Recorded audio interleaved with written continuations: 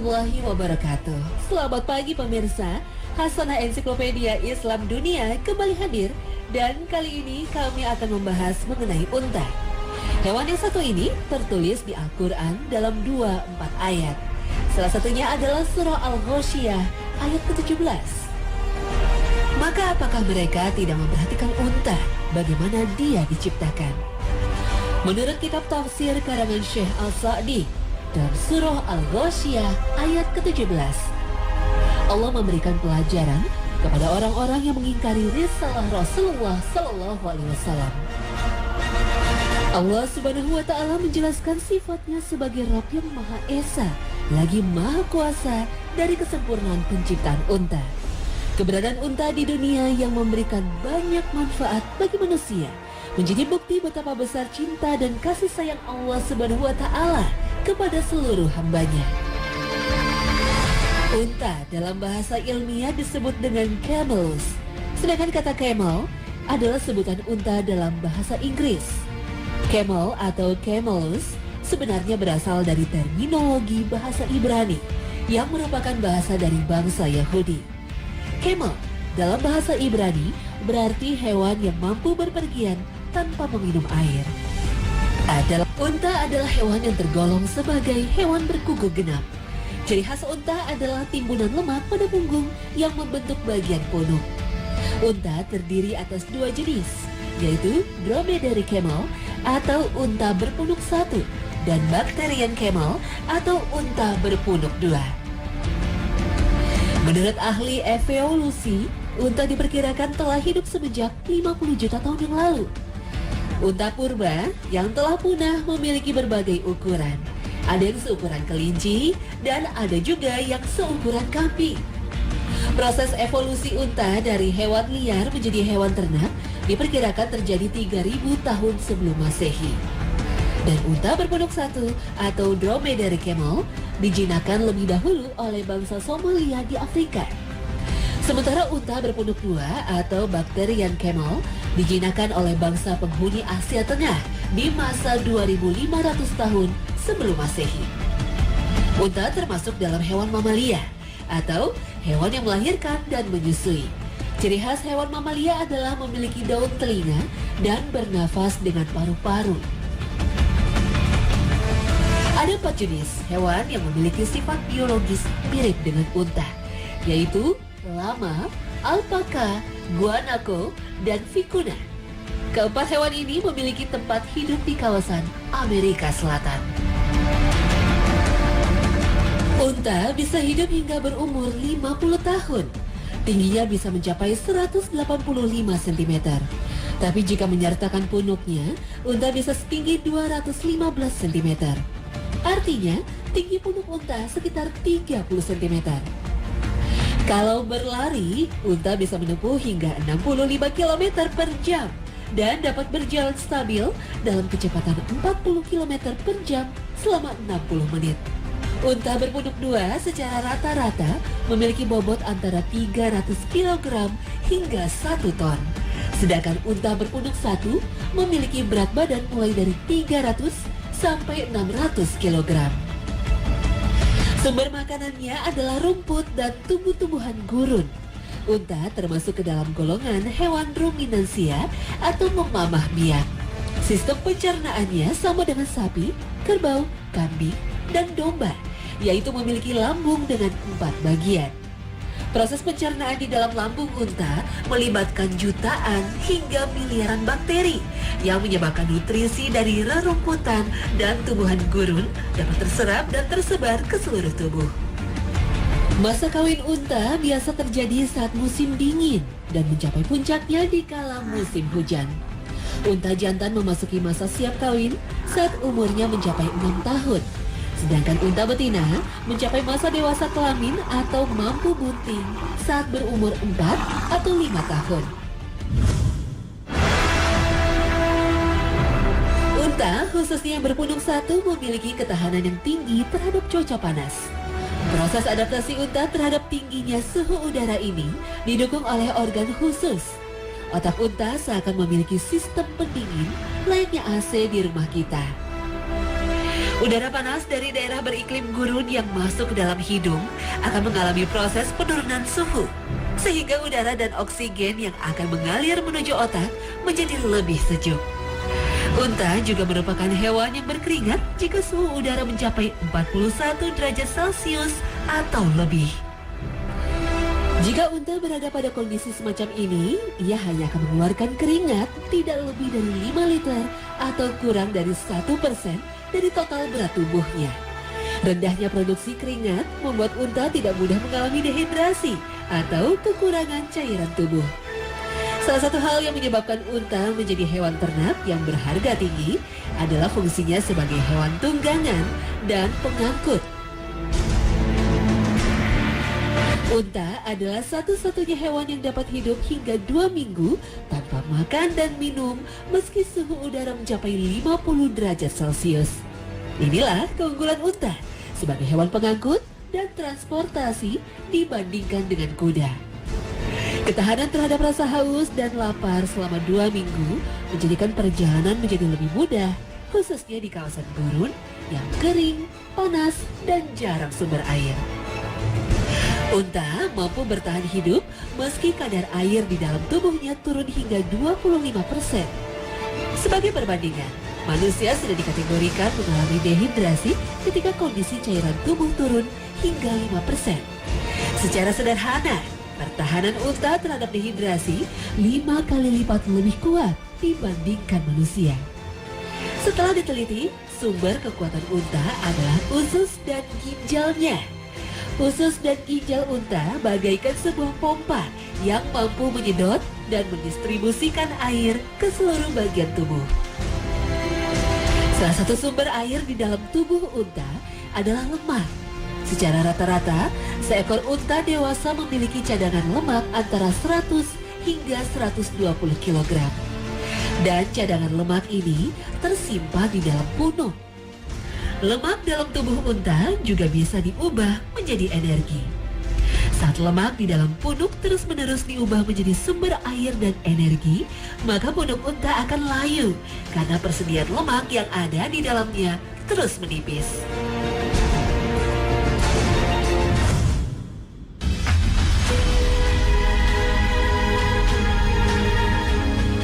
Unta di masa lampau memiliki nilai ekonomi yang besar. Bahkan Rasulullah Shallallahu Alaihi Wasallam menjadikan unta sebagai mahar ketika meminang ibunda Siti Khadijah radhiyallahu anha. Di masa lampau, unta memiliki banyak manfaat. Unta bisa menjadi kendaraan, alat pengangkut, serta sumber susu dan daging. Tak heran jika di masa itu harga unta amat tinggi dan menjadi parameter untuk mengetahui status sosial seseorang dan keluarganya. Unta menjadi satwa khas Timur Tengah, sekaligus sebuah simbol untuk menggambarkan peradaban Islam. Di negara-negara Timur Tengah, unta merupakan salah satu hewan ternak layaknya sapi, kerbau, dan kambing di negara kita.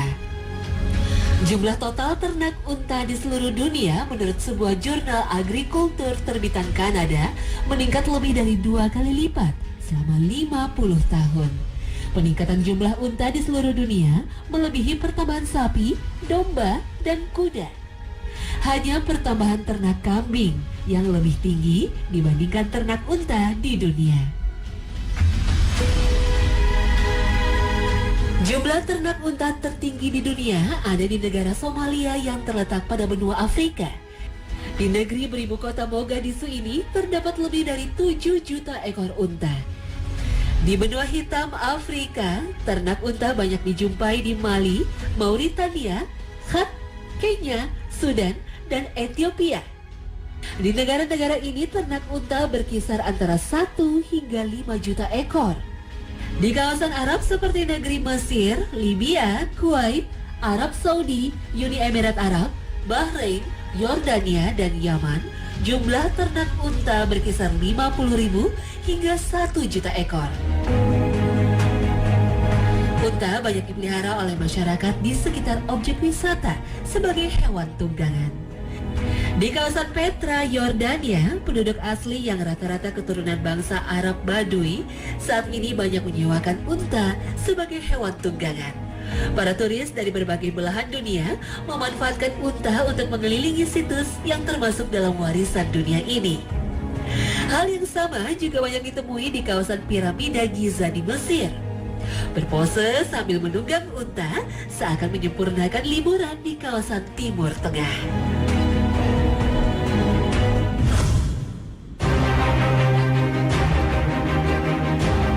Perkembangan peradaban saat ini, fungsi unta sebagai kendaraan dan pengangkut barang bisa dibilang telah punah. Kini manusia beternak unta mayoritas untuk mengambil daging dan susunya. Negeri dengan jumlah unta yang tinggi seperti Somalia, Sudan, dan Mauritania menjadikan daging unta sebagai bahan makanan utama, melebihi daging ternak lain seperti sapi, domba, atau unggas. Daging unta memiliki kandungan protein lebih tinggi dibandingkan daging sapi. Tetapi di sisi lain, kandungan lemaknya lebih rendah, sehingga daging unta cocok dimasak sebagai sumber protein hewani bagi para penderita obesitas. Selain itu, kandungan kolesterol dalam daging unta lebih rendah dibandingkan dengan daging sapi. Semua hewan, termasuk manusia, akan menyimpan cadangan lemak di dalam otot atau daging. Tapi pada unta, cadangan lemak akan terkumpul di bagian punuknya. Sehingga dalam daging atau otot unta, lapisan lemaknya sangat tipis. Inilah yang menyebabkan daging unta memiliki kandungan lemak yang rendah. Sehingga konsumsi daging unta menurunkan resiko serangan arteriosklerosis atau penyempitan pembuluh darah karena timbunan kolesterol. Rendahnya kolesterol membuat konsumsi daging unta menurunkan resiko terserang penyakit penyumbatan pembuluh darah jantung koroner. Daging unta yang berusia tua akan banyak mengandung serat yang keras dan kasar. Hal ini disebabkan penimbunan serat dari makanan unta. Maka untuk mendapatkan daging unta yang empuk dan bertekstur lembut, unta dipotong saat masih muda, berkisar 3 hingga 4 tahun. Dalam daging unta terkandung asam lemak linoleat yang berfungsi sebagai pelindung dari serangan tumor. Selain itu, kandungan energi dalam daging unta sangat bermanfaat bagi orang yang bermasalah kebugaran. Daging unta juga memiliki kandungan zat besi yang tinggi, sehingga proses regenerasi sel darah merah menjadi lebih baik.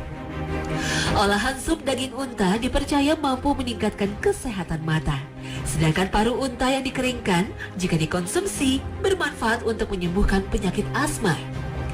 Dalam paru-paru unta terdapat kandungan vitamin C yang tinggi, sehingga mampu menurunkan demam sekaligus meningkatkan kekebalan tubuh. Susu unta adalah sumber pangan utama di negara-negara Afrika. Kenya adalah salah satu negara yang selamat dari bencana kelaparan karena tingginya ternak unta. Kala itu hampir seluruh hewan ternak seperti sapi dan kerbau mati akibat kekeringan. Penduduk Kenya akhirnya tidak memiliki asupan pangan yang bergizi tinggi. Yang masih bertahan hidup saat musim kering adalah peternak unta. Mereka mendapatkan nutrisi di saat musim kering dari susu unta. Karena unta masih terus memproduksi susu hingga 1 tahun penuh meski dalam masa puncak musim kemarau. Dalam susu unta, kandungan proteinnya lebih tinggi dibandingkan dengan sapi. Susu unta mengandung protein yang berfungsi sebagai bahan antimikroba, sehingga konsumsi susu unta menurunkan resiko serangan penyakit infeksi. Susu unta bisa mencukupi kebutuhan nutrisi sehari. Bahkan di beberapa negara, susu unta banyak diberikan pada bayi yang menderita kurang gizi. Kandungan vitamin C pada susu unta lebih tinggi 3 kali lipat dibandingkan susu sapi. Sedangkan kadar zat besi dalam susu unta lebih tinggi 10 kali dibandingkan susu sapi. Sehingga konsumsi susu unta bisa meningkatkan kekebalan tubuh dari serangan penyakit serta menurunkan resiko terkena anemia atau gangguan kurang darah. Olahan susu unta saat ini yang paling banyak ditemukan adalah es krim. Di Belanda dan Jazirah Arab telah dijual es krim gelato berbahan dasar susu unta. Tapi tidak seperti susu ternak pada umumnya. Susu unta sulit diproses menjadi keju. Hal ini disebabkan karena susu unta sulit menggumpal. Namun saat ini beberapa pabrik telah menemukan metode untuk memproduksi keju dari susu unta dengan menambahkan bahan yang berasal dari olahan tumbuh-tumbuhan.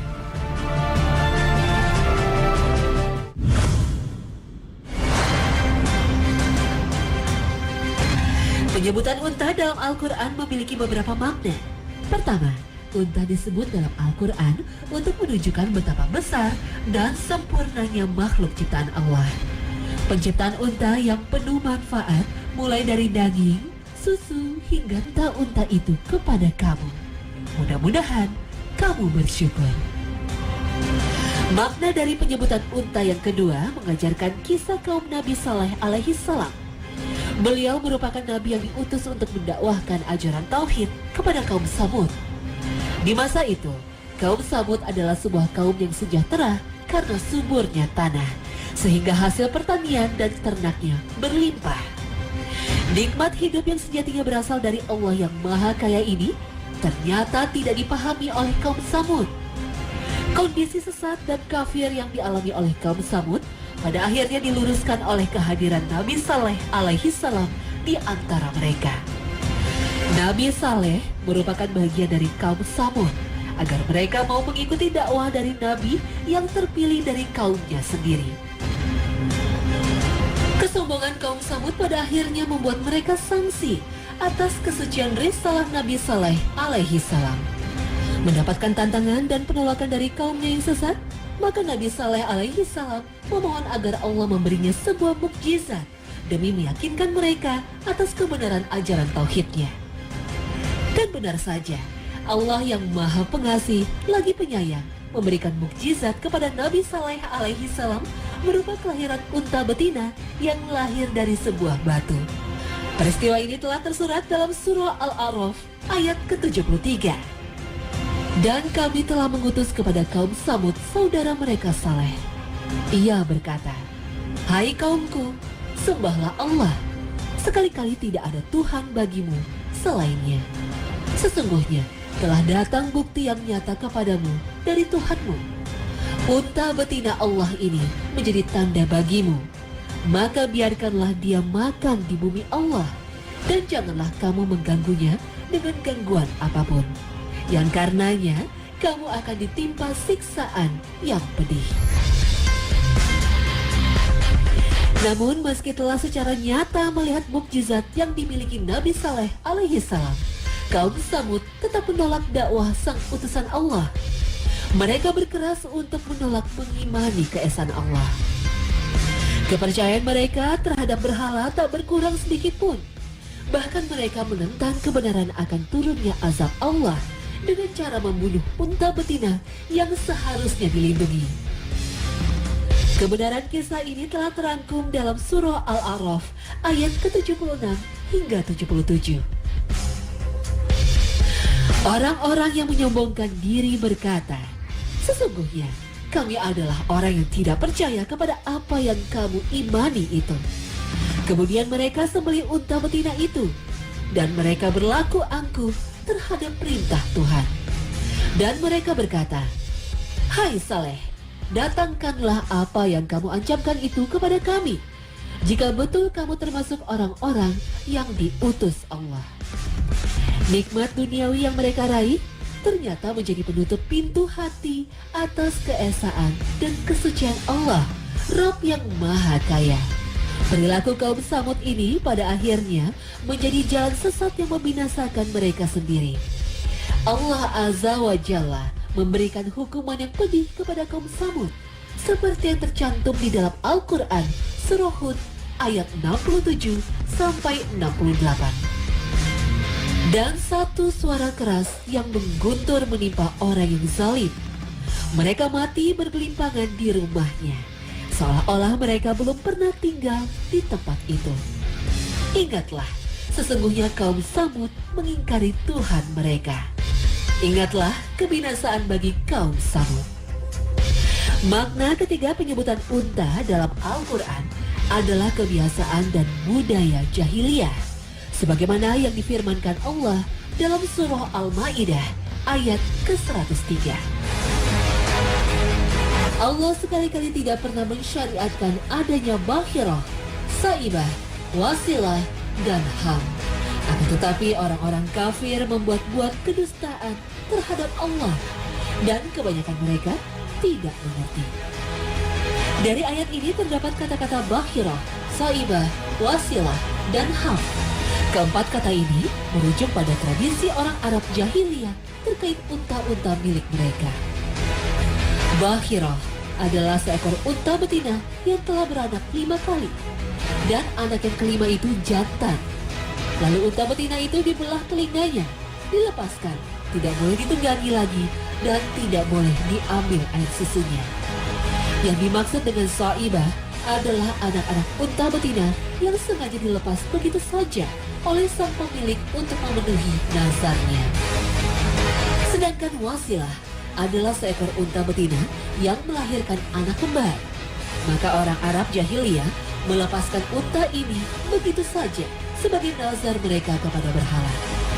Ham adalah seekor unta jantan yang tidak boleh diganggu-gugat lagi karena mampu membuntingkan unta betina 10 kali. Surah Al-Ma'idah ayat ke-103 menjelaskan pengharaman pada tradisi jahiliyah yang mengarah kepada kesyirikan dengan media unta. Makna keempat dari penyebutan kata unta adalah sebagai kiasan bagaimana perilaku para penghuni neraka.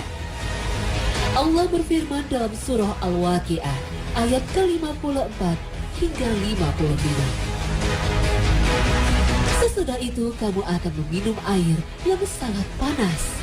Maka kamu minum seperti unta yang sangat haus minum. Allah telah menyebutkan keadaan orang-orang yang mendustakan agama Allah di dalam neraka. Mereka akan meminum air panas seperti unta yang kehausan. Inilah salah satu bentuk siksaan atas pengingkaran manusia. Na'udzubillah min dzalik.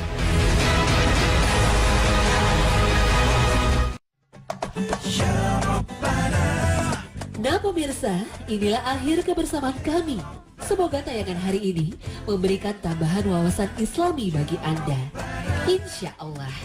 Akhir kata, wassalamualaikum warahmatullahi wabarakatuh.